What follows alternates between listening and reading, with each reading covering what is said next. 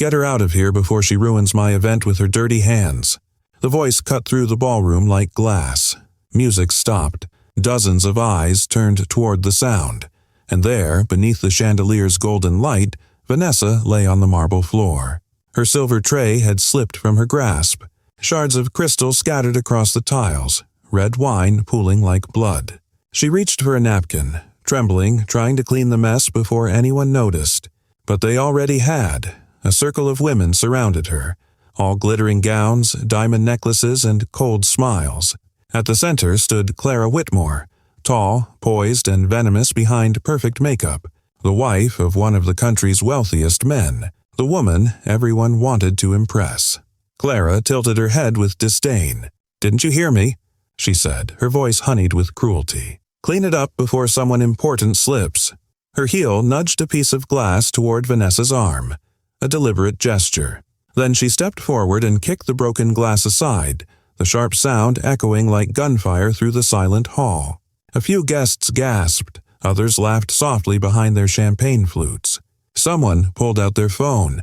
Another whispered, "This is going to blow up online." Vanessa froze. Her chest rose and fell, shallow and fast. She wasn't just hurt. She was humiliated. But even on her knees, with tears threatening to fall, she refused to break. Slowly, she lifted her eyes to meet Clara's. Her voice, soft but steady, trembled through the silence. "Please, don't kick me. I'm already hurt." For the first time, the laughter stopped. The air in the ballroom shifted, unease creeping in where mockery had lived seconds before. Clara blinked, caught off guard by the quiet power in Vanessa's voice. Then, as if to reclaim her throne, she rolled her eyes and smirked. "Oh, sweetheart," she said with a cruel smile. "That's the problem with people like you. Too dramatic to just stay in your place." The words floated above Vanessa like ash. No one moved. No one spoke. Phones still hovered mid-air, recording every second. Unaware they were capturing the beginning of the end. And then, from the far end of the ballroom, the double doors opened.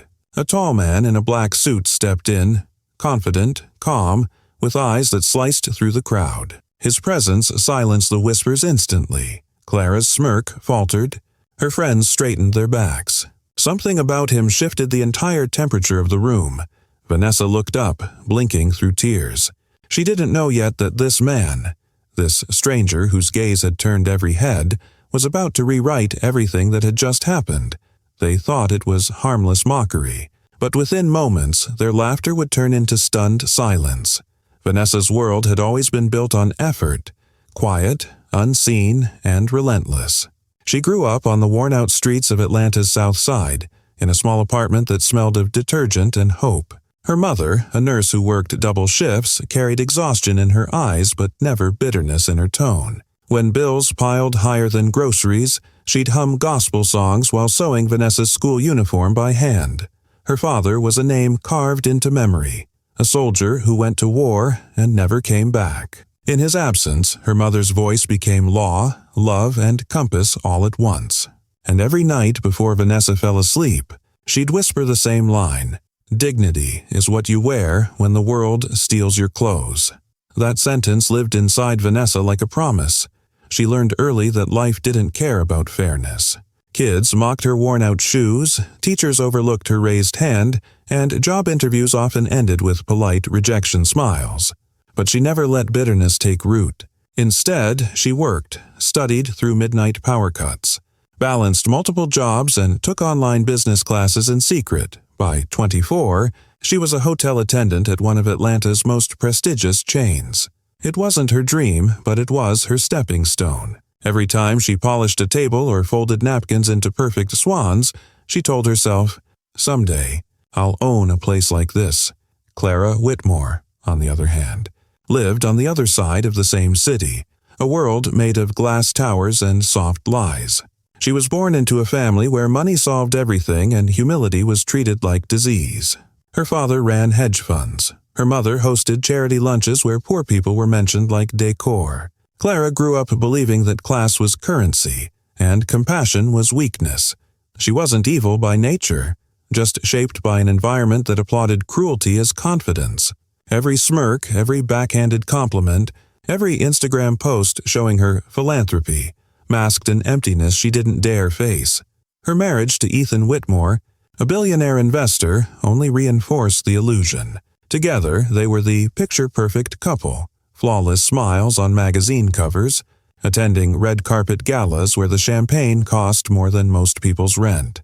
But beneath that glittering surface, Clara's insecurities brewed like poison. She despised women who reminded her of everything she wasn't: grounded, hard-working, genuine. And Vanessa, unknowingly, embodied all of it. Months before the ballroom incident, Vanessa had served at one of Clara's charity events, a dinner that claimed to support domestic workers' rights. Irony hung thick in the air as Clara mocked her own servers for being too slow. Vanessa, carrying a tray of hors d'oeuvres, overheard every word. "Smile, girls," Clara had said to her staff. "If you can't afford beauty, at least pretend." Vanessa's jaw tightened, but she said nothing.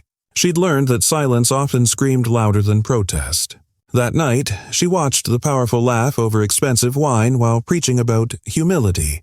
And when she got home, she told her mother what she'd seen. Her mother only smiled sadly and said, "Some people build their walls from gold so no mirror can reach them." Vanessa didn't know it then, but fate was quietly stitching the threads that would bring her and Clara face to face again, not as servant and superior, but as mirror and truth. Tonight's gala was supposed to be Ethan Whitmore's grand celebration, marking his latest philanthropic partnership. The entire city's elite had gathered. Photographers lined the lobby and social media buzzed with excitement. Vanessa had volunteered for the event not out of obligation, but opportunity. She wanted to network with event planners, maybe secure a scholarship recommendation from the hotel's director. She had no idea whose event it was until she walked into the ballroom and saw Clara Whitmore's face on the promotional banner. Her stomach sank. Memories of that night, the mocking tone, the forced smile, flooded back. But she took a breath, straightened her uniform, and whispered to herself, "You're not that scared girl anymore." The night unfolded like any other gala. Lights, laughter, champagne, and music. Vanessa moved quietly, graceful and precise, the kind of presence that made her invisible and indispensable at once. She noticed Clara gliding across the floor in a shimmering silver gown, surrounded by her usual circle of admirers. Every word from Clara's lips dripped superiority. Then came the moment that would change everything. One misstep, a spilled drink, a fallen tray, and the cruel words that tore through the air. But what no one realized, not even Clara, was that Vanessa was no ordinary hotel worker. Behind those calm eyes lived a woman who'd already survived humiliation, loss, and struggle. Her pain had taught her control, and her silence carried strength sharper than Clara's cruelty. And somewhere across the hall, Ethan Whitmore, Clara's own husband, had been watching the entire thing. Later, when the cameras captured his face walking toward them, history would remember that as the turning point, the moment arrogance met its reckoning. Because what Clara failed to understand was simple. Dignity doesn't shout. It waits. Then it roars. The ballroom had returned to motion, but the air never fully recovered. The music resumed, but softer now, hesitant, as if even the violinist felt the tension crawling through the marble floor. Vanessa gathered the shards of glass with bare hands, ignoring the faint cuts on her fingers. She replaced her tray, refilled the glasses, and moved on, pretending the eyes following her didn't exist.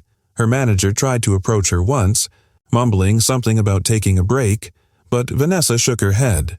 She couldn't afford to walk away. The humiliation had already taken enough. She wouldn't give Clara the satisfaction of seeing her hide. So she kept working, quietly, efficiently, invisible again. But Clara wouldn't let her stay invisible. "Oops," Clara said with a mocking gasp as she brushed past Vanessa.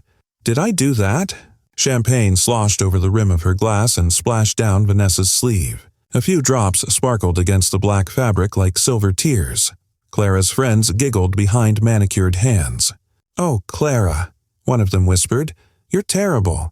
"I know," Clara replied with a smirk, "but really, these girls should know how to keep distance from guests." "Boundaries, darling."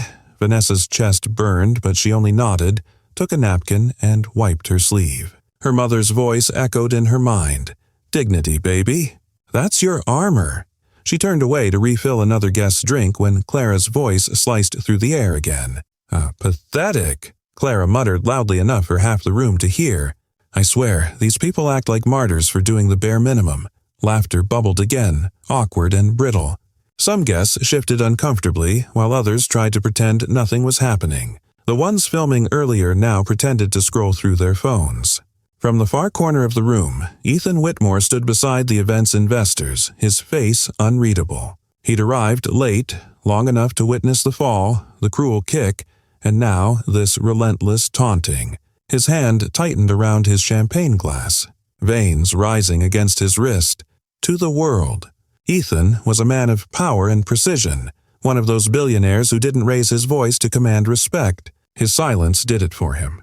But in that moment, watching his wife's cruelty unfold like theater, he felt something raw stir in his chest. Shame, anger, and something deeper, disappointment. Clara, oblivious, basked in the attention. She thrived on dominance, on the ripple of laughter her cruelty produced. It wasn't about Vanessa anymore. It was about maintaining control, about proving to herself that she was untouchable. Vanessa approached another table, setting down glasses one by one. Her hands trembled only once when Clara, accidentally, bumped her elbow again, spilling a line of golden liquid across the tablecloth. Oh no, not again, Clara said sweetly, her tone dripping with venom. You really are hopeless, aren't you? This time, the laughter didn't come. Only murmurs. The kind that carried discomfort. She's really going too far, someone whispered near the dessert table. Yeah, another muttered. It's not funny anymore. Even Clara's closest friends looked uneasy now, eyes darting between her and the silent, unflinching attendant. Vanessa stood frozen for a moment. The wine dripped from the table's edge, landing on her shoes. She swallowed hard, forcing her voice steady. I'll clean it, she said softly. Her composure didn't just silence Clara, it unsettled her. There was no fear in Vanessa's tone, only quiet control. It robbed Clara of her favorite fuel, reaction. Clara leaned closer, whispering harshly, You think standing there like a saint makes you better than me? Vanessa met her gaze, just for a heartbeat. Her voice didn't rise, but it landed with weight. No, she said, just different. The answer hit harder than any outburst could have. Clara's smile faltered for the briefest second before she turned sharply away. Across the hall, Ethan's jaw tightened further. He murmured something to his assistant, eyes still locked on the scene. His posture had changed. Shoulders squared, expression cold. Guests began to notice him now. The billionaire in the corner. The husband of the woman making a spectacle out of cruelty. Whispers rippled through the crowd. Is he watching this? Does he know what she's doing? Clara, too caught up in her performance, didn't notice. She lifted her glass once more, raising it slightly toward the crowd as though making a toast. Ladies and gentlemen, she said loudly, voice bright and sharp, this is why some people should know their place. It keeps the world organized. A few nervous chuckles echoed, out of habit, not amusement. Others looked down, pretending to text. The string quartet faltered mid-song, uncertain whether to continue. Vanessa felt her throat tighten, but she didn't move. Her silence wasn't surrender.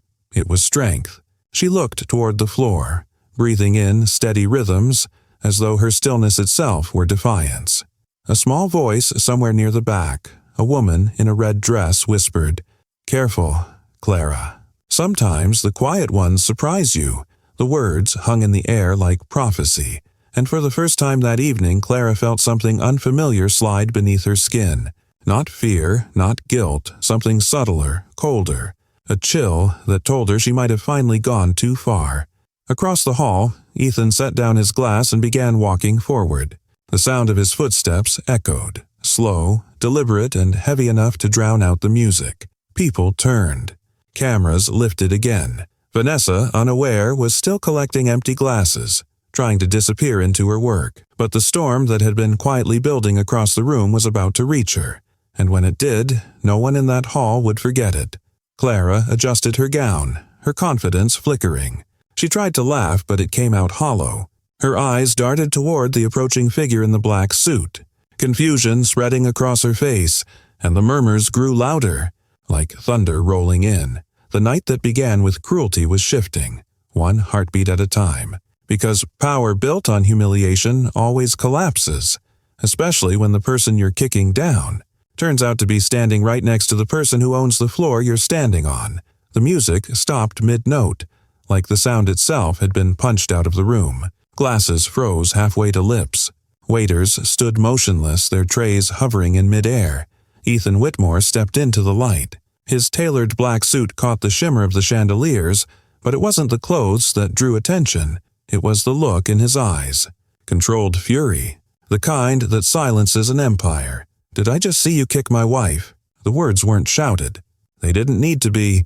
His voice cut through the air with surgical precision, every syllable heavy enough to shatter pride. Gasps broke out like gunfire. Cameras flashed. Clara turned as if she'd been struck. The color drained from her cheeks. What do you mean, your wife?" she stammered, her hand trembling around the stem of her glass. Vanessa's world blurred. The words didn't register at first. My wife? Her breath caught in her throat. Her knees felt weak as she looked up. Ethan was already beside her, dropping to one knee amid the spilled wine and broken glass. "Ethan," she whispered, barely believing it.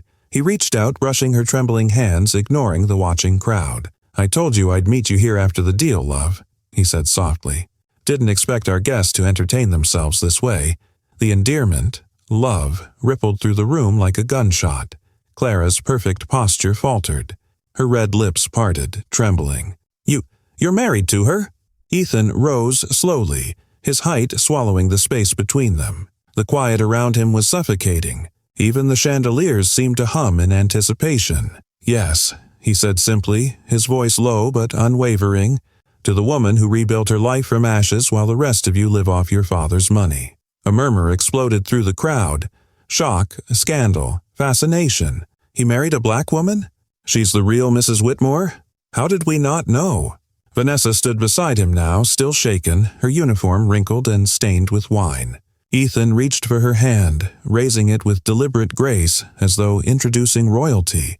"You all pride yourselves on knowing everything about the Whitmores," he said, scanning the crowd. "But you never looked closely enough to see the truth. My wife doesn't need your approval. She earned her name long before she took mine." Cameras clicked faster now, some guests trying to capture every second, others pretending not to stare. Clara took a step back, voice shaking with disbelief. "This is absurd. You're humiliating me in front of everyone. For her? She's a waitress." Ethan's jaw tightened. "No, she's a woman who has more grace in one breath than you've shown your entire life." A hush fell again. Every sentence landed like a verdict. "She didn't need to shout for respect," he continued, glancing briefly at Vanessa, his expression softening for the first time. "But tonight, you'll remember what it looks like." Vanessa blinked rapidly, tears catching the ballroom light. She wanted to speak, but the lump in her throat held her still. Clara looked around for support, her friends, her circle, her audience, but all she found were averted eyes. The same women who had laughed moments ago now stood frozen, uncomfortable, unwilling to align themselves with the sinking ship. Her laugh cracked through the silence, high-pitched, brittle, desperate. "You think you can ruin me with some self-righteous speech? You think they'll believe you over me?" Ethan's expression didn't change. "I don't need to ruin you, Clara. You've done that yourself." He turned slightly, addressing the audience that had grown into a sea of blinking screens and judgmental stares. "Let me remind you all," he said, "money doesn't buy manners. And cruelty doesn't prove power. You've all seen what arrogance looks like. Now watch what dignity does." He looked back to Vanessa, extending his hand. "Come on, love. Let's show them how real grace stands up." Vanessa hesitated only a heartbeat before taking it. When he pulled her to her feet, the entire ballroom seemed to exhale. Her knees wobbled at first, but his grip steadied her. She met his eyes. "You didn't have to do this," she whispered. "I did," he said. "Because silence isn't strength when it protects the wrong side." She looked around. The same faces that had mocked her now, watching in guilt, curiosity, and awe. Her voice was quiet but steady when she finally spoke. "I wasn't here for pity," she said. "I was just doing my job. But maybe now you'll all remember that even the people who serve you have stories, scars, and souls." Her words, simple and honest, struck deeper than any accusation could. Ethan nodded toward the press and guests. You heard her. Remember this moment next time you mistake humility for weakness." He paused, letting the silence stretch. Then his final line cut through it like scripture. "Respect isn't given by title. It's earned by heart." The ballroom erupted in applause, hesitant at first, then building like thunder. Some clapped out of guilt, some out of awe, some because they finally saw truth stripped of pretense. Clara stumbled backward, her glass slipping from her hand and shattering against the floor. The sound was almost poetic, one last echo of everything she'd broken. Her friends didn't move to help her. One by one, they stepped away, their faces turning toward the true Mrs. Whitmore. Tears streaked Clara's mascara, carving black rivers down her flawless face. Her voice cracked. "You'll regret this, Ethan," she whispered. He didn't even glance at her. "No," he said quietly. "I regret waiting this long." Vanessa's trembling eased as Ethan placed a protective arm around her shoulders. The crowd parted like water as they walked toward the exit. No one dared stop them. Cameras followed, capturing the sight of a billionaire leading his humiliated wife, no, his true wife, out of the ballroom she once ruled through fear. Behind them, Clara collapsed into a chair, surrounded by the very silence she'd once used to punish others. In that stillness, the world shifted. The narrative flipped, because for the first time that night, everyone in that room understood the truth Ethan had just spoken aloud. Respect is never about the name you carry. It's about the way you treat those who carry your burdens, and that realization would follow Clara Whitmore for the rest of her life. By morning, the city was roaring. News alerts flashed across every major outlet. Headlines screaming from phone screens and television tickers. Billionaire defends his black wife, exposes classism at charity. Gala. The Whitmore scandal. A lesson in dignity and power. From maid to millionaire's muse. The real story. Behind the viral gala video. Clips from the night. Flooded social media. Ethan kneeling beside Vanessa. Clara's disbelief frozen mid-sentence. And the line that ignited the world. Respect isn't given by title. It's earned by heart. By noon, the hashtag #dignity over status trended worldwide. Talk shows dissected every second of the footage. Morning anchors praised Ethan's calm yet devastating defense of his wife. Activists and influencers reposted Vanessa's quiet strength, calling her the face of modern grace. For Clara, it was an unraveling. Her friends, the same ones who had once worshipped her flawless image, deleted their pictures with her overnight. Brands she'd partnered with issued cold, public statements cutting ties. Sponsors pulled out of her upcoming charity gala. Whitmore Foundation reevaluating board structure amid controversy, read one headline. Behind the glass walls of her penthouse, Clara scrolled endlessly through the online storm, every swipe a dagger. Where she once inspired envy, she now sparked outrage. The world had turned, and it didn't turn gently. Even the hotel issued an apology. "We deeply regret the incident that occurred during the Whitmore Gala. Our institution stands firmly against discrimination of any form. The employee, Mrs. Vanessa Whitmore, is not only valued staff, but a shining example of integrity." That last line hit Clara harder than anything. Else, Mrs. Vanessa Whitmore. The title she'd wielded, like armor, now belonged to someone else. Someone who had earned it not through status, but soul. Meanwhile, Vanessa's phone wouldn't stop buzzing. Dozens of missed calls, interview requests, and offers filled her inbox. But she ignored them all until one email caught her attention. A message from the National Hospitality Alliance. They wanted her to co-found a charity initiative for women of color in hospitality, a mentorship and scholarship program designed to help underrepresented women rise through the ranks of an industry that too often silenced them. She read the email twice, her hand over her mouth. When she finally dialed her mother, her voice trembled with disbelief. "Mama," she said softly, "they finally saw me." Her mother chuckled on the other end, the same calm warmth Vanessa had grown up with. "No, baby," she said. "You didn't just make them see you. You made them listen." Vanessa pressed a hand to her heart. The tears she'd held back for hours finally came, not from pain this time, but release. The same ballroom that had once been her battlefield became the symbol of her victory. Pictures of her standing beside Ethan, no longer in a uniform but in an elegant navy dress, filled the front pages of magazines and news sites. She wasn't a victim anymore. She was a story, a symbol, a movement. Across the country, conversations began. In offices, in classrooms, in boardrooms, people questioned how they treated those they deemed beneath them. Businesses issued new diversity pledges. Hotels announced zero-tolerance harassment policies. The ripple had begun, and while Vanessa didn't seek fame, she couldn't ignore what her story was doing for others.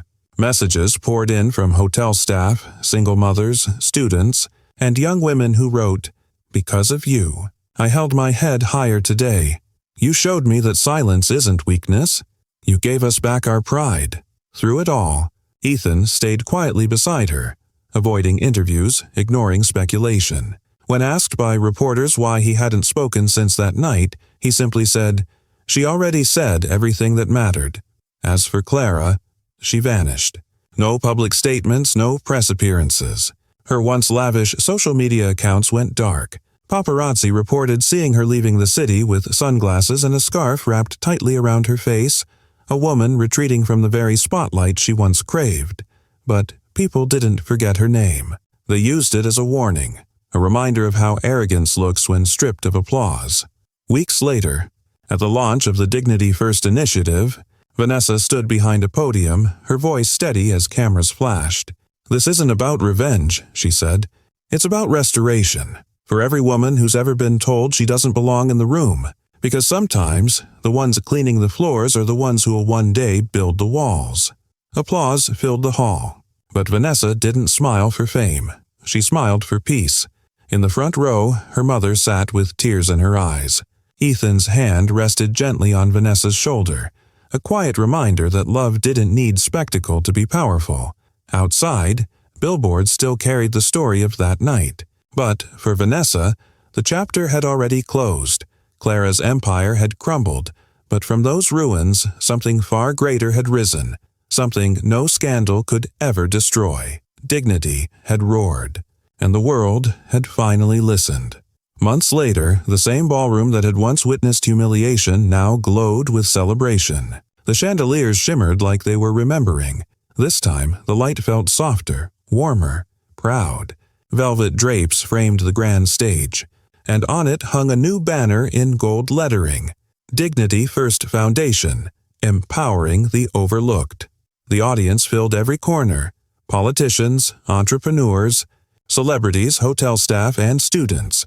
But no one commanded the room's attention like the woman standing at the podium, Vanessa Whitmore. Gone was the service uniform. In its place, a tailored ivory gown that flowed with quiet strength. Her natural curls framed her face, glowing under the lights. The woman who once bent to clean spilled wine now stood where only the powerful had stood before. As the applause settled, she leaned toward the microphone, her voice calm, rich, unshaken. "They told me I didn't belong in rooms like this," she began, pausing as murmurs of agreement rippled through the hall. "They told me people like me were meant to serve quietly and disappear when the lights came on. But today," she smiled softly, her gaze sweeping the crowd, "I build doors for others to walk through." A hush fell over the audience. Cameras flashed, some guests wiping their eyes. "I didn't get here because someone handed me an invitation," she continued. "I got here because I refused to let humiliation define me. Because for every woman who's ever been told to know her place, I say, you already have one. It's just waiting for you to claim it." The applause rose again, thunderous this time. The sound carried to the back of the hall, bouncing off the very marble floor where she once fell. At the edge of the stage, Ethan watched with pride that couldn't be disguised. Her mother sat beside him, hands clasped together, tears shimmering in her eyes. That moment, the full circle, was immortalized in photos, clips, and headlines the next day. Vanessa Whitmore, from shame to symbol. The woman who taught the world to stand up without shouting. Within hours, her speech went viral across platforms. Millions shared it with hashtags. Dignity, roared, you Vanessa, Whitmore, never kick down. Across the world, people quoted her line about building doors. It became a slogan, a rallying cry. Schools printed it on posters. Workplaces opened mentorship programs. A global movement had begun, not out of anger, but awakening. Meanwhile, Clara Whitmore's name faded quietly into digital shame. She became a cautionary tale whispered in boardrooms and brunch tables alike. Once a symbol of beauty and influence, now a ghost of arrogance. Power without empathy, the world decided, was nothing but decay, and so the story settled into legacy. Vanessa didn't just reclaim her dignity, she redefined what it meant. She turned pain into passage and silence into revolution. The woman they once kicked down was now the one the world stood up for. They mocked her scars, forgetting they were proof she survived. They kicked her down, not knowing the ground they trampled would one day rise beneath her feet. In a world obsessed with power, she reminded everyone that real strength isn't loud, it's steady. It's the ability to stand tall even when the world demands that you kneel. Vanessa's story isn't just about revenge or redemption. It's about the quiet revolution that begins when one person refuses to let cruelty rewrite their worth. She didn't fight back with anger. She fought back with grace. And grace, when held long enough, becomes the loudest roar. Respect can't be bought, and love doesn't need pedigree. Titles fade. Wealth changes hands. But dignity, once earned, becomes immortal. So the next time you see someone treated as less, remember her story. Because somewhere a voice is whispering through the noise. Please don't kick me. I'm already hurt. And if you believe that dignity always finds its voice, like, subscribe, and share this story. Because the more we tell it, the more the world will learn that kindness isn't weakness. It's power in its purest form.